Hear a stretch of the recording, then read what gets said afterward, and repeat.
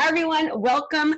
Fired Up with Krista Mashore. We're super excited today. We've got Moneeka Sawyer. She is the Blissful Millionaire, and she's going to teach you how you can make millions in real estate and really have a good time while doing it. Hi, Moneeka. How you doing? Hey there, Krista. I am great. Thank you for having me. Oh, I really appreciate you being on here. We found out that you and I have a lot of things very much in common. So tell us a little bit about yourself. Yeah, so I have been in real estate for probably about 25 years, but I was never an agent. I am just an investor. Not just, but you know what I mean? Like, I don't sell houses for other people. I run this business for me. And I'm kind of a legacy real estate investor. My dad came to this country, my parents actually came to this country as immigrants with $200 in their pocket. Wow. I know. And they heard that the golden ticket to wealth in the United States was to buy real estate. So as fast as they could, they started buying real estate. And so that's what paid for my college. That's what paid for my weddings. And so then when I got out of college, I'll date myself now. I graduated in 1991. Oh my God. And the economy was horrible. And so I had a hard time getting a job out of college. And I remember talking to my dad about all this fear, because here was the thing is I knew I wanted to be self-sufficient. I didn't want to marry some guy to take care of me. I wanted to be able to take care of myself. And the thing that I had seen is that my dad had made a lot of money in real estate, but he was really stressed out. Like you and I were talking about, right? It's easy to be rich and stressed out, right? Yeah. And he was. And so I saw a lot of that. And so even though I knew what the potential as an investor was, I didn't want the headaches, right? I didn't want all the stress. So one day my dad sat me down across the kitchen table and he said to me something that changed my life. He said, you know, Moneeka, everybody has stress, everybody has fear, and everybody has money issues. Do you want poor people money issues, or do you want rich people money issues? I love your dad already because it's so true. I mean, whether you don't have money or whether you have money, there's still stress and fear associated behind it. And it's learning how to deal with the stress and the fear so you can propel yourself forward. That's exactly right? Yeah. So it changed everything. So I was like, yes, I want rich people money issues, right? But I decided I didn't want to follow the same track as my dad. I didn't want all that stress. I didn't want to get called at 3 o'clock in the morning because the toilet's overflowing. I didn't want the money problems. I didn't want all that stress. And so I began my journey on sort of how to make the process blissful, like how to make the process and the journey of building wealth joyful. So it adds to the joy of your life rather than kind of sucking the life out of you, which is what it does for many investors, right? So that's kind of how I got started. When I was getting married, we got a $10,000 wedding gift. Instead of buying a couch or doing a really cool honeymoon, we bought a house. We put 3% down.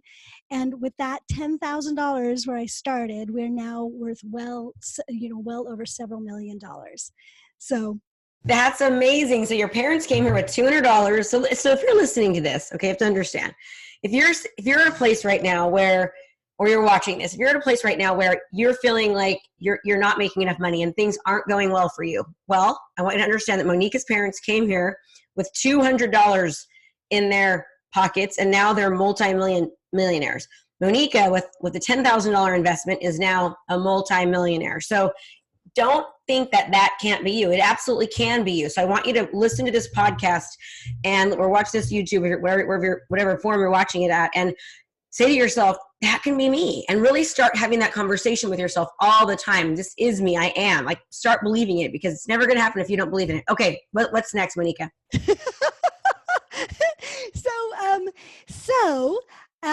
Let's see, what is next? I wrote a book called Choose Bliss, and that came out of kind of the 2008 debacle. So I bought a house at the top of the market. It was worth $1 million. Within 3 months, it went down 50%. How many people can relate to this? Oh, well, in our area, we had about 85, it's even more than that. It's probably, I would say 95% of people lost their home. I mean, 95% of people. And you know the statistic, 60% of the people that lost their home through a foreclosure or a short sale, 60% of them have still not re-entered the market. And I believe that's because of the fear. They're still so afraid of losing everything and kind of going through what they went through. 60%. So that tells us a couple things. Number one is that if you're listening to this and you haven't re-entered, that you're a lot like other people. And number two, that there's an opportunity here for us to start knowing that a lot of people have not re-entered the market, and it's an opportunity for us to help them get a loan to get into a house or to purchase a house. There's a lot of opportunity out there. Well, and what's also true is that all those people that went through foreclosures are now, that's all dropping off of their credit reports. So they can get back into the market. Absolutely. They can get credit now. So that's also another really good thing to remember. But for me, I did a very different thing than what other people did. A lot of people freaked out. They weren't sure if their properties were ever going to recover. So they just sold the houses or short sold them or foreclosed them or whatever it was. For me, because I've been investing, I had this experience. I was like, you know what? I just have to ride out the storm. Like, one thing about real estate that's really cool, and this is really important for people to hear, real estate is a hard asset. It doesn't just disappear like stock can disappear. So if you have the wherewithal to just hold, you can recover.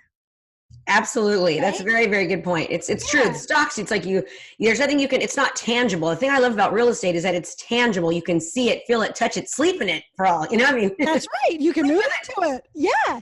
So we were heavily underwater. My husband took a huge pay cut. He lost $70,000 a year. It was a third of his income. And we could no longer afford our home.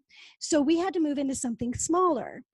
And instead of selling it and freaking out, which is what most people did, I rented it out.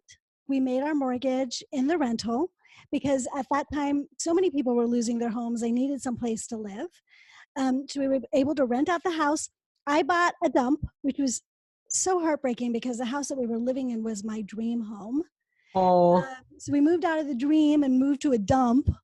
But I fixed it up. We kind of made it work and just kind of went on with our life. Like, okay, this is where we're at, right?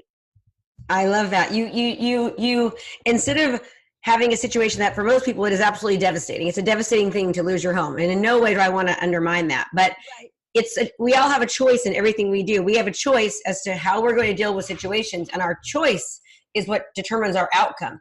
Choices equals outcome, right? Right. And it's how we perceive the things that are happening to us and how we deal with those things that really is what really matters. How do you perceive it? How are you going to let this situation, this thing, define you? Are you going to let it take you over and ruin your life? Or are you going to use it as a stepping stone to sort of, move on from it?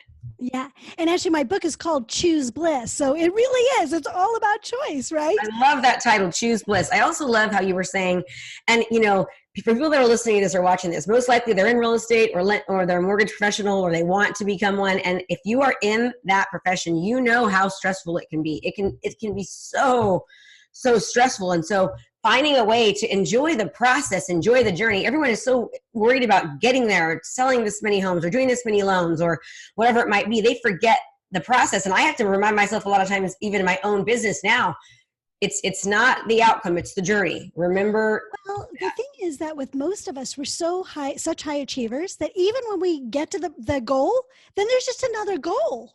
So if you're not enjoying the process, you get 10 minutes. You achieve your goal, you get 10 minutes of happiness, and then you're down off to the next goal and there's more stress. So really, the whole thing is a process. And if you don't learn how to enjoy that process, life skips by you. You don't get to live, right?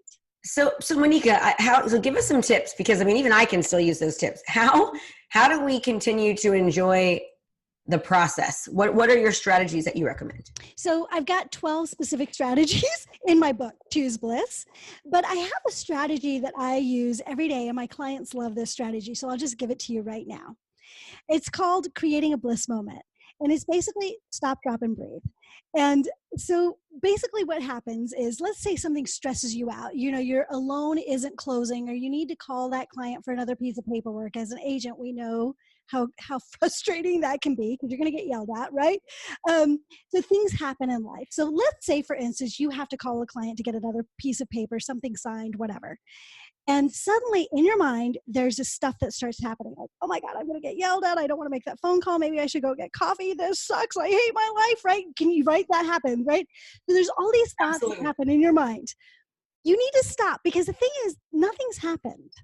Everything that's happening, everything that's causing you stress is in your head. It's a story you're making up. So you stop. For me, I'll be like, Moneeka, stop. It's an actual interrupt of my thoughts. Then you drop into your body, roll your shoulders back a couple of times, take a few deep breaths, and now step back out into your life from this place of being grounded and compassionate. I And love it. Changes everything. Yes, it's just, we start telling, well, again, perception is reality. So, I listened to Tony Robbins a lot. He tells this story. He says, haven't you ever had somebody where, somebody told you that somebody was talking about you, or they were doing you wrong? And, one of your really good friends, it wasn't true, but they were really persistent. Like, nope, they were talking about you. And all of a sudden you start getting upset and mad and angry. And you have this conversation in your head, and all of a sudden, how could they were talking about me? And oh my goodness. And you talk to them and they're like, I have no idea what you're talking about. I never said any of that.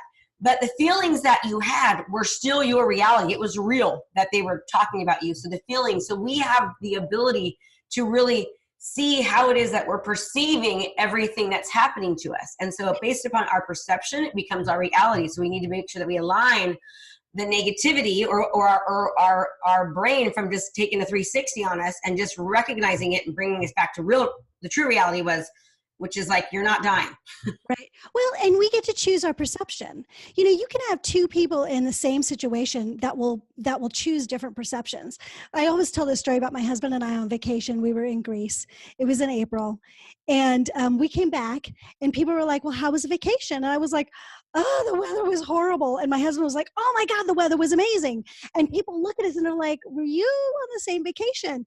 My husband was like, it didn't rain. It was sunny the whole time. And I was like, oh my God, it was freezing cold the whole time, right? So we chose different things to focus on. That's it. It was the exact same situation. And this is how our lives happen to us, rather than us choosing how we're going to have a good life, right? Is we allow things to impact us and we make choices to see certain things that don't support us, things that don't bring us bliss, right? And now more than ever, it's just so important to really recognize what your thoughts are, because there's so much negativity around us through social media, through the news, through coworkers. I mean, one thing with real estate agents and lenders and in a lot of professions is there's a lot of competition. And so people are living in a scarcity mindset. Nobody wants to help each other, right? And so therefore it kind of creates this wave of just negativity that these agents and lenders are in the entire time. So we really have to take back control of our thoughts, of our mind, of our situations, of our perceptions of how we're dealing with things, and quite frankly, if we don't perceive things right, then we're not putting out there the type of person that we want to really put out there. Meaning, that's right. And your clients are not going to like you as much. Absolutely. They see what you put out there, right? If you're going from this place of lack and you're grabbing and you're stressed out, your clients are going to have those same experiences and they're going to mirror that back to you. They're going to be stressed out. They're going to be freaked out. They're going to be in this feeling of lack, right? So true. Yeah. So if you show up and you stand in your bliss, right? You stand in this place of choice and power, you're going to command respect. You're going to get more clients. They're going to have incredible loyalty to you. Right? They're going to want to do business with you. Do you hear what she said? She says, if you choose to stand in this place of respect and love and confidence and bliss, that you're going to generate more business, have more respect, and also attract clients who you want to work with. Because when you're putting off scarcity, negativity, that's what you're getting back. So you're getting exactly what you're putting into the universe. Absolutely. Absolutely. Every single person that you have in your life is a mirror of something that you attracted. There's something inside of you that is attracting that person. And I know, this is one of the tenets of bliss. You have to take 100% responsibility for what's showing up in your life. And it's hard and it's scary because it's a lot easier to be a victim than to be a leader, right? Absolutely. If you take responsibility, if you look at this the right way, it is so freeing, because if you can take responsibility, you can affect change. If you're a victim, you're a victim. You can't affect change. You're at the mercy of everybody else. But if you can stand in your bliss and in your power and make choices that support you and take responsibility for the choices you made and for how you respond to situations. So you don't have to take responsibility when bad things happen to you that you made that happen, but you do have to take responsibility for how you responded and what you learned. Yeah, I'm excited to read your book because it's so true. I'm reading another book right now, and it just talks about the same thing. Everything that happens to you, even if you're in a bad marriage, it's based upon a choice that you made prior to get where you are. And I'll kind of tell you a quick story about me. So just this past week, I had my human resources director, mind you, I'm the owner of the company. So HR calls me in. And they're all, Krista, we've had a couple complaints recently from our people on our team that you've been, a little bit abrupt and, not exactly as positive as you normally are. And I'm like, what are you talking about? No. So I sent a message to somebody, which is on a Voxer, it's called, so you can actually hear yourself. And I said, listen, do I sound mad here? So I played it. And I did sound mad, and it hit me. Oh my goodness. If they're telling me that I'm coming out across this way, then it is me, right? And so I had to completely self-evaluate myself and how I was dealing with people. And quite frankly, I had to remind myself I need to slow down because I was busy and kind of seeming a little frantic, quite honestly, and no excuses at all. But I was like, oh my goodness, I'm the one that's creating my team who I want to support me and who I want to support to feel unhappy because I'm coming out across in a way that I don't even realize. So I had to take extreme ownership for who I am, how I was making people feel, and completely change that action. And it's only been 2 days since I was told and realized it. And just today, the same person said, I just want to let you know that the team's already saying that they're noticing you're being positive again. Yay, right? And all that is instead of getting like, oh, people are complaining or creating a weird story or becoming a victim to other people's perceptions, just take responsibility, change it, whatever, it's done. Yeah, absolutely. It's so powerful. Like, it's so liberating and so empowering to just take responsibility so you can make some different choices. So let me ask you then, so a lot of people, struggle financially. So financial struggle is a really big issue for a lot of people. So what are your suggestions for when people are struggling financially? What would you suggest that they do? Take responsibility for that. And I know I sound like I'm a broken record. Everybody has financial problems, right? We've got rich people problems. We got poor people's problems. Everybody is struggling. It's so funny. I was telling a friend, whether you make $5 or you make $5,000 an hour, you're still going to have financial issues because you grow into your money. That's kind of the way that it is, right? True. Certainly, there is a certain point where when you're not making that much money, it is very, very painful because you can't pay for your house, you can't pay for your food and that sort of thing. So set a plan, take responsibility for it and set a plan. Understand you do have control. You may not see it now, but if you take responsibility and you start looking at things creatively, you can see ways that you can start to make a change. And as you start to make those changes and you start to see success breeds success, you'll be more inspired to keep going and to keep trying and keep creating and keep problem solving. That's one of my key phrases is success breeds success. I always talk about that to my students. I sometimes saying sex breeds success. Maybe sex does too sometimes, but success breeds success. Hey, great sex is more great sex, right? I love it, yes. Success breeds success. And it's very, very true. So, and number one, take personal responsibility, right? Set a plan, you're saying. And number three, I think it's really important to start taking action. Quit wallowing over, I'm not enough, it's not coming, blah, blah, blah. Change your story. Change what you're telling yourself. Change what you're doing. Start doing different actions. If you keep doing what you've always done, you're going to get the same result. We've got to start changing what we're doing. And that's because the thing is, we can't control what's happening out there. We really can't. No. We can always control what's happening inside of ourselves. What we're thinking, what we're feeling. We have absolute control over that. And that's your freedom. That's your liberation, right? Absolutely. Absolutely. I'm really, do you have your book on Audible? I don't have it on Audible yet. Oh, you got to get on Audible, Moneeka. I actually anyways, it's a really long story, but it's on Amazon. Okay, and it's called, one more time. Choose Bliss, the Power and Practice of Joy and Contentment. Choose Bliss, the Power and Practice of Joy and Commitment. We're Moneeka Commitment. What was it? Contentment. Oh, sorry. Contentment. Contentment from Moneeka Sawyer. Okay. I'm going to get that because first of all, I love reading. I love learning. And I can tell it's a book that will help me, calm down and smell the roses.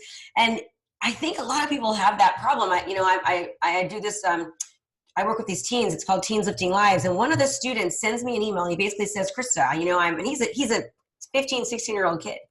And he says, I'm the kind of person where I never really stop and acknowledge myself for what I'm doing. I always want to do more. I always want to do better.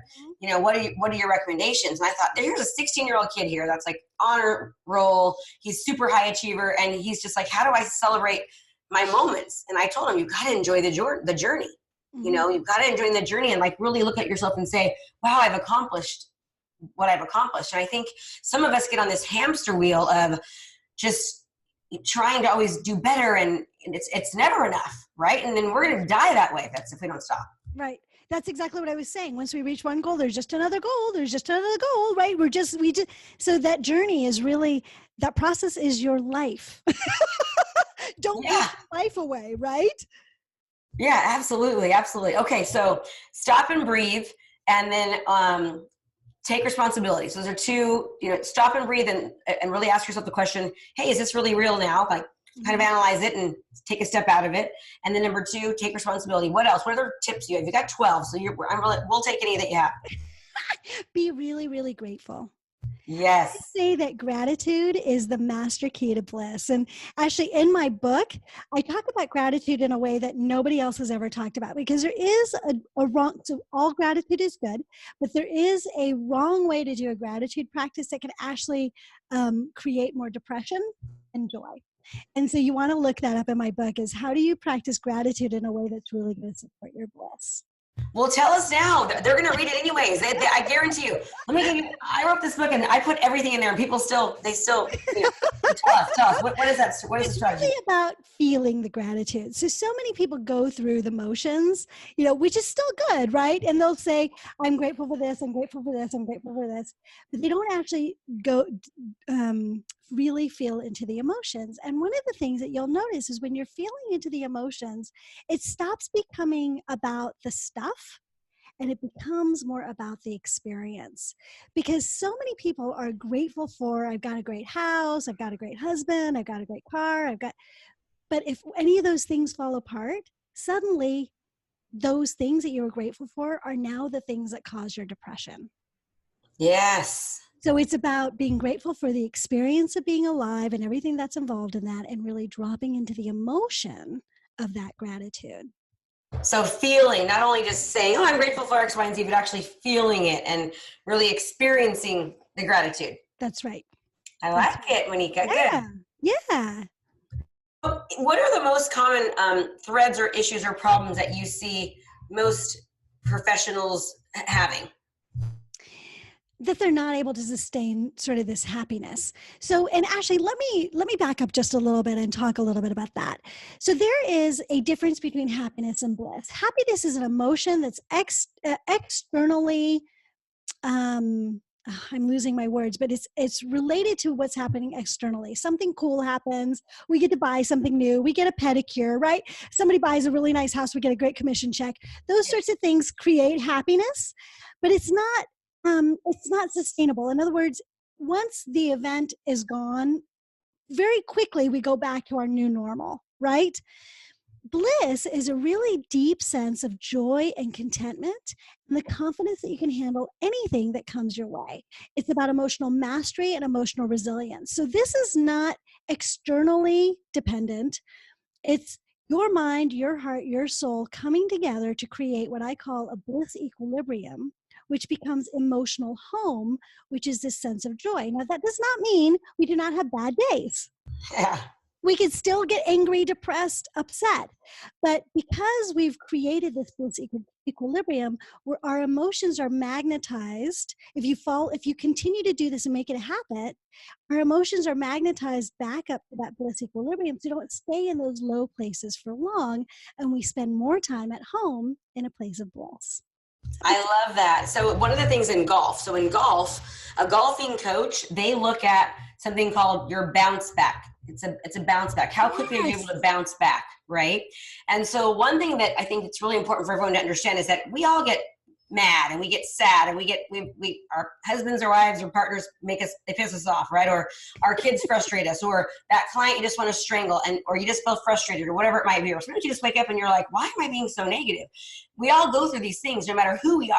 But it's a matter of recognizing it and how quickly can we get back to that place where we're being more productive, because it's not productive to remain in a place of sadness, anger, regret, resentment, blame. All of those do nothing but hurt us. And I think some people, they forget that they're really in control. And so I like the fact that you teach these techniques and these strategies, because the quicker that you can bounce back to put yourself in a positive direction, a positive place, you're going to make more money, be more effective, and ultimately be more happy in all areas of your life. Because that's the thing, right? Why do we do all the things that we do? Some people do it because they think they want to survive. Why do they want to survive? Because they want to stay alive. But what's the eventual goal for all of us? It's to be happy. Yeah. Right? So instead of chasing all those things out there that we think are going to make us happy, why not create the happiness in the first place inside of us?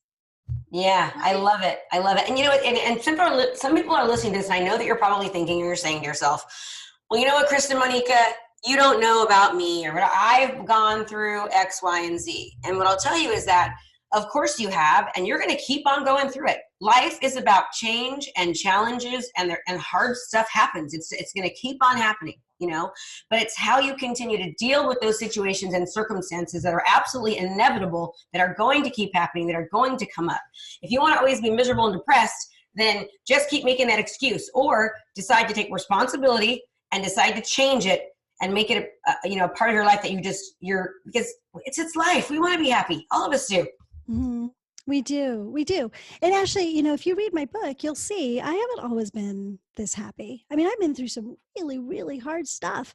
And, people have been through harder and people have been through less hard. It's not really a competition. We've all got our life. We've all got our pain.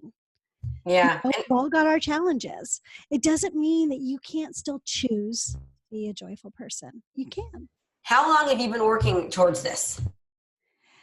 This has been my life journey. I was actually born in a very white community. So I was the only person that was not white. So from a very young child, I was bullied, tormented, humiliated. There was awful violence against me. So from a very young child, I learned that I was alone. Life was hard. People hated me.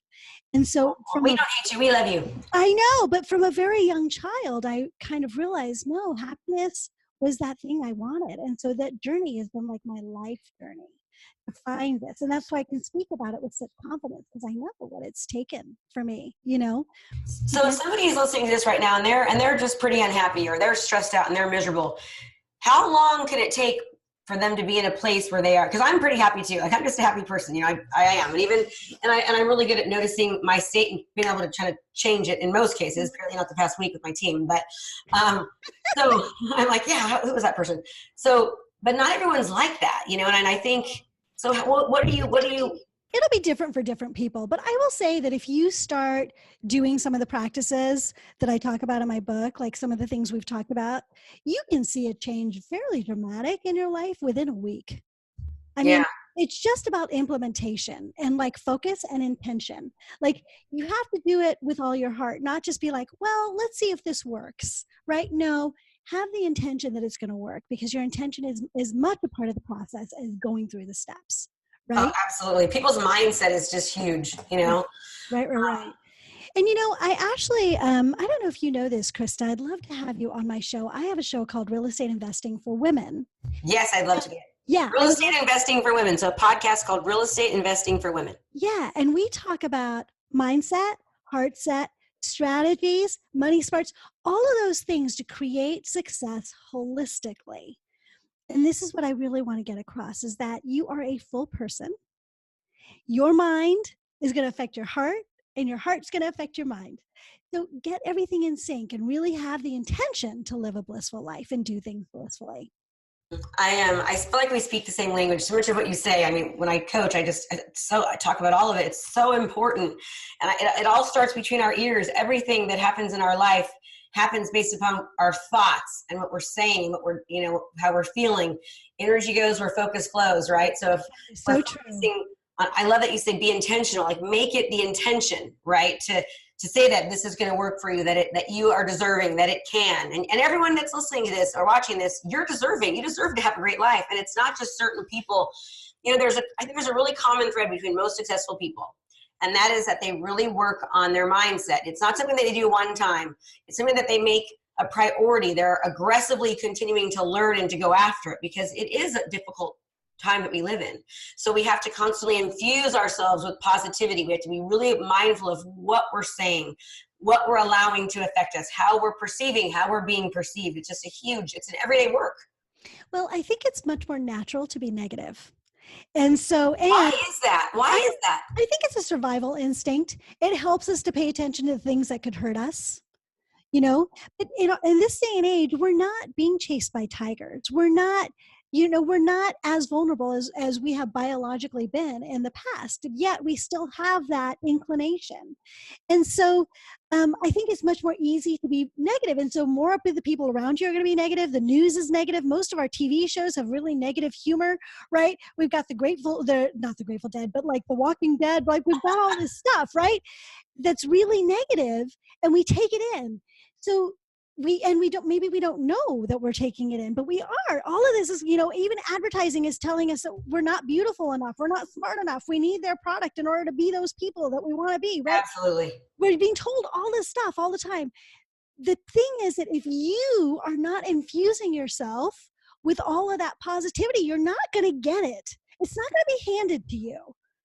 You get it by you. You have to make that decision, because everybody else is giving you negativity. Certainly, hopefully you've got really nice people in your life, and you've got people that are going to help uplift you. That's going to help quite a lot. But as a natural force, there's much more negativity out there.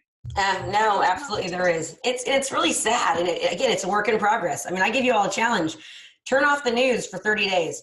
Don't watch the news. Don't have your friends tell you about the news. I mean, the news in itself is just deflating at times. It's very defeating because it's all negativity. In fact, research shows that negative news has a much higher click rate and a much higher attention span than positive news. People want to hear about negativity. They want to hear about people getting shot and blown up, but they can't just wait to read it. 30 days. No drama. 30 days, no news. I actually haven't watched TV for 30 years. Wow. That's actually one of my secrets. Is that, I get an executive summary from my husband. So like, I know who's running for president. I know Good. things happening in the world that are relevant and that I want to know about. But I'm not watching all the little stuff that's been going on that people talk about in the news all the time. You don't have any Netflix shows you watch, Moneeka, ever? I don't. I just Good for you. Yeah. I have to admit, there's occasionally, like once a month, I will veg all day on a Sunday, and I'll just Netflix all day so I can just not think about anything. I play games for that. That's my release. Gotcha. Yeah. Well, this has been great having you on. I absolutely love the way that you think, and we're so like-minded. It's really it's great to see. And I love great tips that you've given. So her podcast, one more time. Real Estate Investing for Women. Okay, and the book. Choose Bliss, which is on Amazon. It's Choose Bliss, The Power and Practice of Joy and Contentment. And actually, if people want to sort of see my investing strategy, they can actually download a free report at blissfulinvestor.com also.